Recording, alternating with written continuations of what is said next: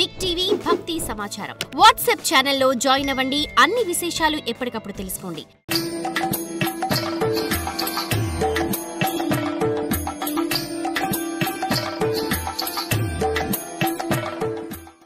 వినరో భాగవతోత్తమ కథలు వినగా వినగా తొలగును వ్యథలు. వినరో భాగవతోత్తమ కథలు వినగా వినగా తొలగును వ్యథలు. వింత చరితలు అందించును అవి అందని ఫలములు. పలు విధ భక్తుల వింత చరితలు అందించును అవి అందని ఫలములు. శుక మహర్షి. శుకుడనే పేరు వినగానే మనందరికీ భక్తి పొంగుకు వస్తుంది. ఏదో తెలియని ఆనందం కలుగుతుంది. శుకుడు విచారంగా, శుకబ్రహ్మ విచారంగా తెలిసిన వాళ్ళకి. శుక మహర్షి అవధూత అయిన భాగవతోత్తముడు. కొందరు జన్మతోనే విరాగులై భక్తులవుతారు. కొందరు తమ జీవితాన్ని సగం అనుభవించి వృద్ధాప్యం దగ్గర పడుతోంది అనగా భక్తులవుతారు. కొందరు మరణశయ్యను చేరినప్పటికి కూడా భక్తులు కారు. చెప్తున్నప్పటికి కూడా ఓం నమో నారాయణ అని చెప్తున్నప్పటికి కూడా అది మూడో కొడుకు విచారంగా కొంచెం సరిచేస్తే బాగుంటుంది స్వామీజీ అని వాళ్ళు ఉన్నారు నా దగ్గర. నేనే ప్రత్యక్ష సాక్షి. ఓం నమో నారాయణ అని చెప్పు, ఇంకా వెళ్ళిపోతావు నువ్వు అంటే, నా మూడో కొడుకుది ప్రాబ్లం సరిచేస్తే మీరు నాకు అంతే చాలు నాకు అని. అయ్యా నీ మూడో కొడుకు ఎవరు రారు, ఓం నమో నారాయణ అని చెప్పు బాగుంటుంది అంటే, అప్పుడు ఇంకేం లేదు, మనవరాలను కానీ మనవాడిని ఎత్తుకుంటే బాగుండు, ఇక నీ కర్మపో అన్న. 1 గంట లోపల పోయాడు. కానీ ఆడవాళ్ళు తక్షణం ఓం నమో నారాయణ అంటే వినేశారు. ఈ మగవాళ్ళకి ఎందుకు అంత వైరాగ్యం రాదో తెలీదు. ఈ తారతమ్యాలన్నీ కూడా వారి వారి జన్మ సంస్కారం మీద ఆధారపడి ఉంటాయి. శుక మహర్షి మనం చెప్పుకున్నటువంటి వారిలో మొదటి వారి కోవకు చేరుతారు. శుక మహర్షికి పుట్టుకతోనే భక్తి జ్ఞాన వైరాగ్యాలు ఎలా సిద్ధించాయో తెలియాలంటే మనకు ఆయన జన్మ వృత్తాంతాన్ని తెలుసుకోవాలి. శుకుడి జన్మను గురించి అనేక గ్రంథాలు అనేక విధాలుగా చెబుతున్నాయి. మనం వాటన్నిటినీ ఒకచోటకు చేర్చి సమన్వయపరిచి చెప్పుకుందాం. రాధామాత గోలోకానికి అధిష్టాన దేవత. ఆమె కృష్ణుడు అంటే ప్రాణం. ఒకసారి రాధామాతకు తన ఉద్యానవనంలో ఏ జీవి అయినా కృష్ణనామస్మరణ చేస్తుందేమో తెలుసుకోవాలనిపించింది. ఎక్కడా ఏ జీవి నామస్మరణ చేస్తూ కనిపించలేదు. రాధామాతకు దుఃఖం కలిగింది. చివరికి ఉన్నట్టుండి ఒక రోజున ఎక్కడి నుంచో కృష్ణ కృష్ణ అని సన్నని ధ్వని వినిపించసాగింది. రాధామాత దిన్నము చూసేది, ఎవరైనా చెప్తారా అంటే ఎవరు చెప్పేవారు కాదు. నామస్మరణ ఎవరు చేసేవారు కాదు. చాలా దుఃఖపడేది. ఒకరోజు అట్లా వినపడితోనే రాధామాత ఆ శబ్దాన్ని బట్టి వెతుక్కుంటూ వెళ్ళగా ఒక పద్మంలో ఒక తుమ్మెద కృష్ణస్మరణ చేస్తూ ఉండటం కనపడింది. రాధా రాధా అంటూ రాధా ప్రాణ వేణు అధీన రాధా ప్రాణ వేణు అధీన వేణు ప్రాణ కృష్ణ అధీన వేణు ప్రాణ కృష్ణ అధీన రాధా ప్రాణ వేణు అధీన.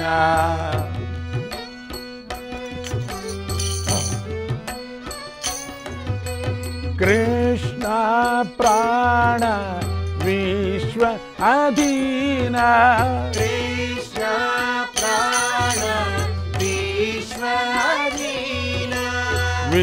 విశ్వ ప్రాణ శక్తి అధీన విశ్వ ప్రాణ శక్తి అధీన శక్తి ప్రాణ మాయ అధీన శక్తి ప్రాణ మాయ అధీన మాయ ప్రాణ బ్రహ్మ అధీన మాయ ప్రాణ బ్రహ్మ అధీన రాధా ప్రాణ వేణు అధీన రాధా ప్రాణ వేణు అధీన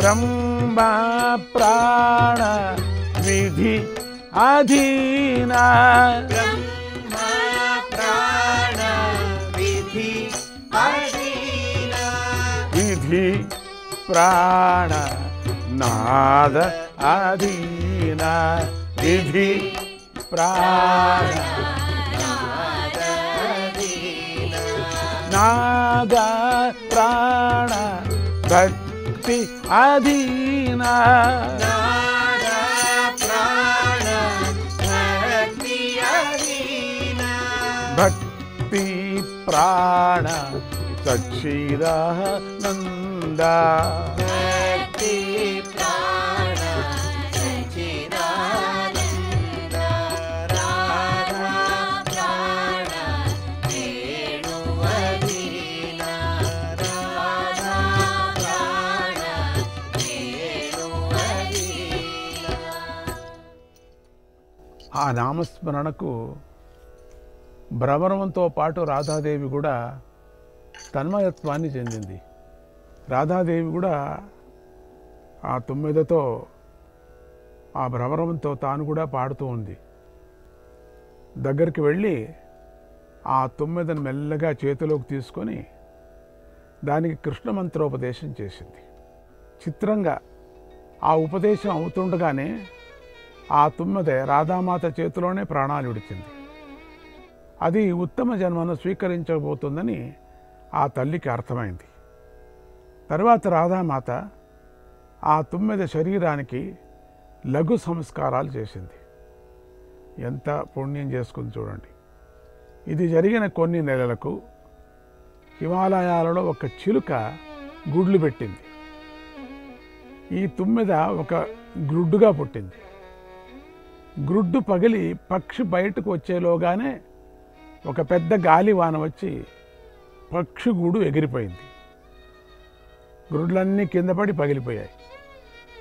అందులోని పిల్ల పక్షులన్నీ చనిపోయాయి. తల్లి పక్షి తండ్రి పక్షి కూడా ఆ భయంకరమైన గాలివానకు కూడా ప్రాణాలు విడిచాయి. ఒక గుడ్డు మాత్రం సగం పగిలి కింద పడి ఉంది. అందులోని పక్షి జీవించే ఉంది. అది మెల్లగా శక్తిని కూడగొట్టుకొని పగిలినటువంటి గుడ్డు నుండి బయటపడింది. మెల్లగా ఎగిరి కొద్ది దూరంలో ఉన్న కైలాస పర్వతంపై వాలింది. సరిగ్గా అదే సమయానికి కైలాస పర్వతంలో పార్వతీమాత తనకు భగవతత్వాన్ని తెలపవలసిందనగా ఆ శివుణ్ణి ప్రార్థించింది.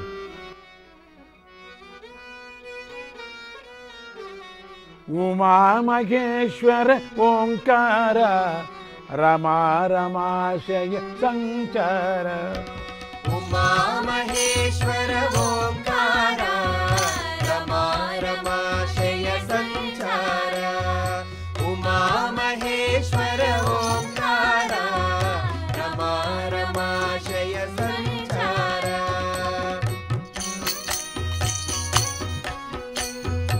అర్ధ సతీశ్వర అమరేశ అర్ధ సతీశ్వర అమరేశ బద్ధ విమోచన సందేశ బద్ధ విమోచన సందేశ శుద్ధ బ్రహ్మ స్వాకాశ శుద్ధ బ్రహ్మ స్వాకాశ బుద్ధ ఉద్ధరమామిహ పరమేశ ఉద్ధరమామిహ పరమేశ శుద్ధ బ్రహ్మ స్వాకాశ బ్రహ్మ స్వాకాశ ఉద్ధరమామిహ పరమేశ ఉద్ధరమామిహ పరమేశ ఉమామహేశ్వర ఓంకార రమారమాశయ సంచార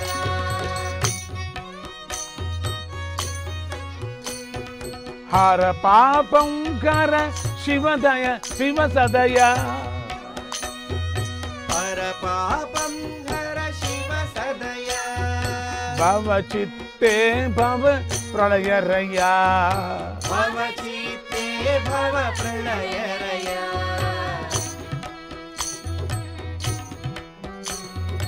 శివ హే శివతర్ శివా ప్రియా శివ హే శివతర శివా ప్రియా దృఢమే హృదయం త్వం హృదయ దృఢమే హృదయం త్వం హృదయ ఉమామహేశ్వర ఓంకార రమారమాశయ సంచార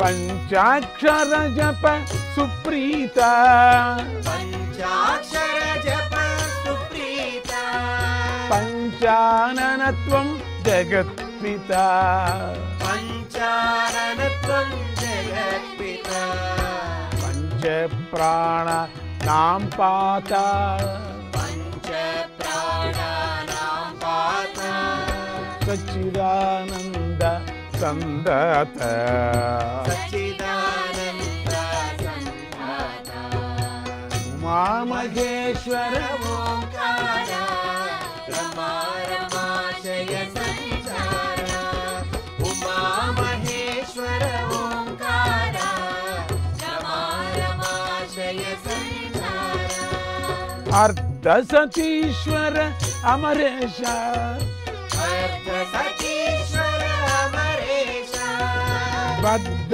విమోచన సందేశ బద్ధ విమోచన సందేశ శుద్ధ బ్రహ్మ స్వాకాశ శుద్ధ బ్రహ్మ స్వాకాశ ఉద్ధర మామిహ పరమేశ ఉద్ధరమామిహ పరమేశ మహేశ్వర ఓంకార రమారమాశయ సంచార ఉమామహేశ్వర ఓంకార రమారమాశయ సంచార ఉమామహేశ్వర ఓంకార రమారమాశయ సంచార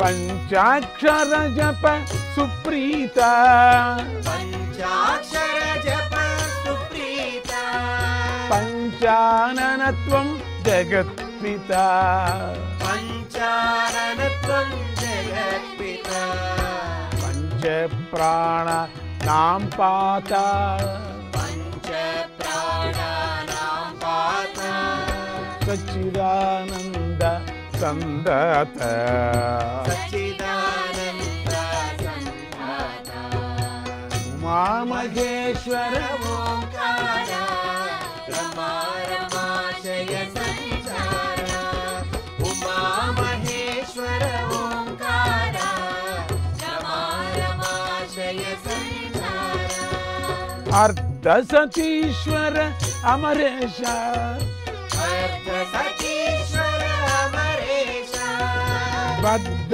విమోచన సందేశ బద్ధ విమోచన సందేశ శుద్ధ బ్రహ్మ స్వాకాశ శుద్ధ బ్రహ్మ స్వాకాశ ఉద్ధర మామిహ పరమేశ ఉద్ధరమామిహ పరమేశ మహేశ్వర ఓంకార రమారమాశయ సంచార ఉమా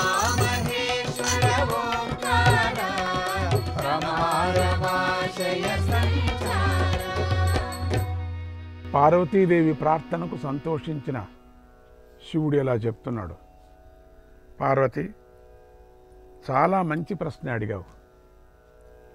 నేను చెప్పబోయే తత్వం చాలా రహస్యమైనది, ఉపదేశాలన్నిటిలోకి శ్రేష్టమైనది, ఉపదేశాన్ని కోరినవారు మాత్రమే వినాలి.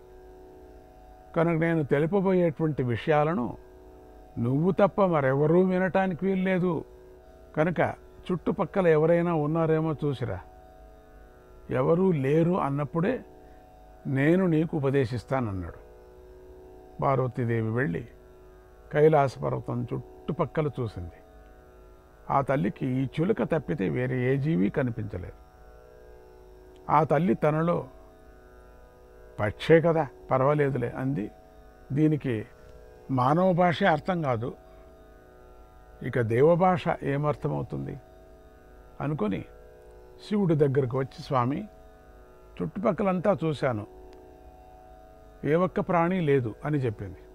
శివుడు భవిష్యత్తు దృష్టిలో జరగబోయేది చూసి తనలో తానే నవ్వుకొని ఇలా అన్నాడు, పార్వతి, నేను నీకిప్పుడు మహాగాథను ఉపదేశించబోతున్నా.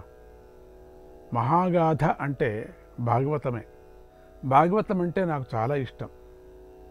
దాన్ని నేను చెప్తున్నాడు పారవస్యంతో నా కళ్ళు మూసుకుపోతాయి దాన్ని నేను చెప్తున్నప్పుడు కూడా, నిజంగా. కనుక నాకు అట్లా అవుతుంది. కనుక నువ్వు కూడా కొడుతున్నంతసేపు నేను కథ చెప్తాను. నువ్వు ఎప్పుడెప్పుడు కొడుతూ ఉంటావు అంతవరకు నేను చెప్తూ ఉంటా. కొట్టడం ఆపేస్తే నేను ఆపేస్తాను. అందువల్ల జాగ్రత్తగా ఏకాగ్ర బుద్ధితో నేను చెప్పే భగవంతుడి కథను విను అని పరమశివుడు భాగవతాన్ని చెప్పడం ప్రారంభించాడు. చాలా పెద్దది కదా భాగవతం, అది 1 గంటలో అయ్యేది కాదు కదా. పార్వతీదేవి శ్రద్ధగా వినసాగింది. గంటలు. శివుడు భక్తి రసంతో మునిగిపోయాడు. కళ్ళు మూసుకొని చెప్తూనే ఉన్నాడు, కథను చెప్పుకుంటూ పోతున్నాడు. దైవయోగం చాలా విచిత్రమైంది చూడండి. అందుకే జగన్మాత అయినటువంటి పార్వతీదేవికి కొద్దిగా కునుకు పట్టింది. విపరీతమైనటువంటి కునుకంటే మనకు తెలుసు, నిద్ర. అప్పటికీ నిద్రను జయించాలని ఆ తల్లి ఎంతో ప్రయత్నించింది. కానీ మాయా దేవత నిద్ర, కానీ సాధ్యం కాలేదు. ఇంతలో ఎలా జరిగిందో కానీ ఆ గుహలోకి ఆ చిలుక చేరి శివుడు చెప్పే భాగవతాన్ని వింటోంది. శివుడు చెప్పిన నియమాన్ని విన్నది. కొంతసేపటి తర్వాత అమ్మవారికి నిద్ర పట్టిందని పక్షికి తెలిసింది. కొట్టకపోతే శివుడు అద్భుతమైన కథను ఆపివేస్తాడని శివుడి కథను చిలుక కొట్టసాగింది. అమ్మవారు నిద్రపోతూ ఉండగానే తాను కొట్టడానికి ప్రారంభం చేసింది. అప్పటి నుంచి వింటూ ఉన్నాడు కదా, ఈ చిలుక కూడా వింటూనే ఉంది కదా. కొట్టేది ఆపేస్తే అమ్మవారు స్వామి నిలిపేస్తాడు, దాన్ని వినాల. అప్పుడు శివుడికి ఏ తేడా లేదు, ఆయన కథ చెప్పుకుంటూ పోతున్నాడు. కాసేపటికి గాబరాగా మేల్కొన్న పార్వతి, స్వామిని క్షమించండి, నిద్ర పట్టింది, మీ కథను పూర్తిగా వినలేకపోయాను, కనుక దయ ఉంచి మళ్ళీ చెప్పండి అంది. అందుకు శివుడు, ఇక్కడ ఎవరూ లేరన్నావు కదా, మరి నీ స్థానంలో కొట్టింది ఎవరు అని చుట్టూ చూశాడు. నేను చెప్తుంటే కథ ఎవరో కొడుతున్నారు కదా, నువ్వే అనుకున్నా నేను. నువ్వు కాదా? అయితే చూడు. అది గమనించిన చిలుక పిల్ల వేగంగా ఎగిరిపోసాగింది. ఇంకా శివుడు ఏం చేస్తాడు అని చెప్పాడు. శివుడు చిన్నపిల్లవాడిలాగా దాని వెంటపడి తరిమాడు. అది ఎగురుకుంటూ బదరికి ఆశ్రమం చేరింది. శివుడు వెనక్కి వెళ్ళిపోయాడు. ఎందుకులే ఇంకా అని చెప్పేసి, అంతా తెలుసు ఆయనకి. ఆ సమయానికి వేదవ్యాస మహర్షి జోరుగా వేదపఠనం చేస్తున్నాడు.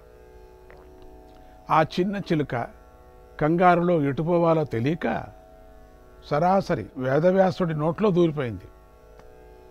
చాలా చిన్న పిల్ల లపక్కన దూరిపోయింది. ఆ చిన్న చిలుకను మింగేశాడు. అది వ్యాసుడు తెలుసుకొని క్రక్కాలని చాలా ప్రయత్నించాడు, కానీ కుదరలేదు. అది ఎక్కడో పోయింది, అప్పుడే చేరుకుంది. చిలుక వ్యాసుడి శరీరంలో జీర్ణించుకుపోయింది కూడా. పూర్వం రాధామాత తుమ్మెదకు చేరిన కృష్ణ మంత్రోపదేశం ఇంత పని చేసింది. ఇక్కడి నుండి మనం చెప్పుకోబోయేటువంటి సుఖజన్మ వృత్తాంతంలో పాఠభేదాలు ఉన్నాయి. కథ కొంచెం వేరువేరుగా ఉంటుంది. అందుకని మీరేం దుఃఖించాల్సిన పని లేదు, సమస్యతో చూడవలసిన పని లేదు. ఒక్కొక్కరు ఒక్కొక్క విధంగా చెబుతున్నారు, కానీ లైన్ మాత్రం ఒకటిగానే ఉంది, కానీ కొంచెం భేదంగా ఉంటుంది. కల్ప భేదాన్ని అనుసరించి కల్పంలో చాలా వరకు మళ్ళీ మళ్ళీ శుకుడు పుట్టాడు కదా, వారందరూ చెప్పేవి సత్యాలే అని మనం తెలుసుకోవాలి. ఒక్కొక్క కల్పంలో ఒక మాదిరిగా జరిగింది. ఒకసారి వ్యాస మహర్షికి యజ్ఞం చేయాలని సంకల్పం కలిగింది. అగ్ని కోసమే అగ్ని మథనం ప్రారంభించాడు. అగ్నిని మథించటానికి ఉపయోగపడే సాధనాన్ని అరణి అంటారు. ఆ అరణితో మతిస్తూ ఉండగా ఘృతాచి అనే అప్సరస వ్యాసుడి ఆశ్రమం వైపుకి వచ్చింది. ఒక అప్సర వచ్చిందట గాల్లో తేలుకొని. ఆ సమయంలో ఆమె చిలుక రూపంలో చిలుక పలుకులు పలుకుతూ మృదువుగా పాడుతోంది. చిలుక రూపంతో వచ్చింది ఆవిడ, బంగారు చిలుక రూపంతో వచ్చింది. ఈ మృదువైన పాటలు ఎక్కడి నుండి వినిపిస్తున్నాయా అని వ్యాసుడు చుట్టూ చూశాడు. ఘృతాచి అందమైన చిలుక రూపంలో వ్యాసుడి కంటపడింది. అదే సమయానికి దగ్గరలోనే ఒక మగపక్షి ఆడపక్షి క్రీడిస్తూ వ్యాసుడికి కనిపించాయి, ఆటలాడుకుంటూ ఉన్నాయి. వాటితో పాటు చాలా ముద్దుగా ఉన్న ఒక చిన్న చిలుక పిల్ల కూడా ఆయన కంటపడింది. అవి రెండు ఆడుకుంటుంటే చిన్న చిలుక పిల్ల కూడా ఉంది. దైవ సంకల్పాలు చిత్రంగా ఉంటాయి కదా. వ్యాసుడికి తనకు కూడా పుత్ర సంతానం కలిగితే బాగుంటుంది అనిపించింది. సంకల్ప సిద్ధి ఉన్నవారు సామాన్యంగా దేనిని కోరరు. నిజానికి కోరకపోవటాన్నే సంకల్ప సిద్ధి అంటారు. ఒకవేళ వారు కోరారంటే అవి తప్పక అయ్యే తీరుతాయి. వ్యాసుడి కథలో కూడా అదే జరిగింది. సంతానం అనే మాట మనస్సులో పుడుతూ ఉండగానే ఆయన తేజస్సు మతిస్తున్న అరణిలో పడింది. మతిస్తున్నాడు అగ్ని. ఆ తేజస్సు చెమట బిందువు అంటారు. ఆ తేజస్సుతో కూడినటువంటి చెమట బిందు పటక్కన దాంట్లో పడిపోయింది. ఆయన తేజస్సు చ్యుతి అవటానికి చిలుక కారణమైంది. అరణిలో పడ్డ ఆ తేజస్సు నుండి చిలుక ముఖంతో వెలిగిపోతున్న ఒక పిల్లవాడు పుట్టాడు. పిల్లవాడంటే అల్లాటప్ప పిల్లవాడు కాదు, వ్యాసుడి శరీరంలో వెళ్ళినవాడు, శివుడు ఉపదేశాన్ని పొందినవాడు, అరణిలో పడ్డవాడు. ఎట్లా ఉంటాడండి? బ్రహ్మ తేజస్సుతో వెలిగిపోతున్నాడు. ఆ సుఖిని అంటే ఆ ఇంకొక పక్షిని, ఆడపక్షిని సుఖిని చూడటం వల్ల పుట్టాడు గనుక ఋషులంతా ఆ పిల్లవాడికి శుకుడు అన్నారు. వ్యాసుడి తపస్సు ఆకారాన్ని స్వీకరిస్తే శుకమహర్షిలా ఉండేవాడు. శుకుడు సాధారణమైన పిల్లల్లాగా ఏడుస్తూ పుట్టలేదు. పుట్టగానే 12 ఏళ్ల వయస్సు గల పిల్లవాడైపోయాడు, పెద్దవాడైపోయాడు. శుకుడి శరీర కాంతి అగ్నిలాగా ఉండింది. శుకుడు జన్మించాడని తెలిసి గంగాదేవి శ్రీరూపాన్ని ధరించి అక్కడికి వచ్చి ఆయనకు స్నానాలు చేయించింది గంగాదేవి. ఆకాశం నుండి నల్లని మృగచర్మము దండము వచ్చాయి. శుకుడు వాటిని ధరించాడు. పురాణాలలో శుకుడి జన్మ విషయంలో మరొక కథ కూడా కనిపిస్తుంది. అదేమిటంటే వ్యాసుడి భార్య పేరు వటిక. ఒకనాడు వ్యాసుడు సంతానానికై సుమేరు పర్వతం పైన శివుణ్ణి గురించి తపస్సు చేశాడు. వటిక కూడా వ్యాస మహర్షితో తపస్సు చేసింది. శివుడు ప్రత్యక్షమై నీకు యోగ్యుడైనటువంటి పుత్రుడు జన్మిస్తాడని వరమిచ్చాడు. కొన్నాళ్లకు వటికాదేవి గర్భం ధరించింది. సంవత్సర కాలం అయిన గర్భం నుండి శిశువు జన్మించలేదు. ఇంకా కొన్నాళ్ళు చూద్దాంలే అనుకున్నాడు వ్యాసుడు. అలా 5 ఏళ్ళు గడిచిన శిశువు భూమి మీద పడలేదు. వ్యాసుడు కానీ వటిక కానీ కంగారు పడలేదు. ఇంకా కొన్నాళ్ళు చూద్దాంలే అనుకున్నారు. అలా 12 ఏళ్ళు గడిచిపోయాయి. ఆ 12 ఏళ్ల పెద్ద గర్భం కూడా వటికాదేవికి కష్టం కనిపించలేదు. ఆమె గర్భధారణ చేస్తున్న విషయాన్నే మర్చిపోయింది. అప్పటికీ వ్యాస దంపతులు తొందరపడలేదు. కాకపోతే చుట్టూ ఉన్న ఋషులు మాత్రం వ్యాసుడిని సమీపించి, స్వామి, భూలోకంలో 12 ఏళ్ల గర్భాన్ని మేమెక్కడా వినలేదు. గజగర్భం 12 ఏళ్ళు, ఇదేంటి ఇట్లుంది, ఇదేదో ప్రకృతికి విరుద్ధంగా ఉన్నది. కాబట్టి తమరే ఏదైనా చేసి శిశువు బయటపడేలా చేయాలి అన్నారు.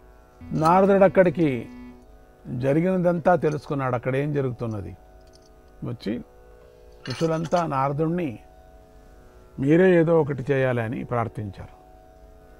అప్పుడు నారదుడు గర్భంలో ఉన్న శిశువుకు ఇలా చెప్పాడు, కుమారా, నీ గురించి నాకు కృష్ణ పరమాత్మ ఇదివరకే చెప్పున్నాడు. నీకు జన్మబంధం కాదు, మాయ నిన్ను స్పృశించదు, నీలో భక్తి ఎన్నటికీ తగ్గదు. పైగా ఈ నీ జన్మ పై జన్మకు కారణం కూడా కాదు. అందువల్ల కృష్ణుడి ఆశ్వాసనం లభించిన నువ్వు ఏ అనుమానం లేకుండా గర్భం నుండి బయటికి రా అని చెప్పాడు. మళ్ళీ జన్మలు నీకుండవు, అందుకని ఇదే కొనా జన్మ, వచ్చేసాయి. కొన్ని గ్రంథాలలో కృష్ణుడే స్వయంగా వచ్చి ధైర్యం చెప్పినట్టు కూడా కనిపిస్తుంది.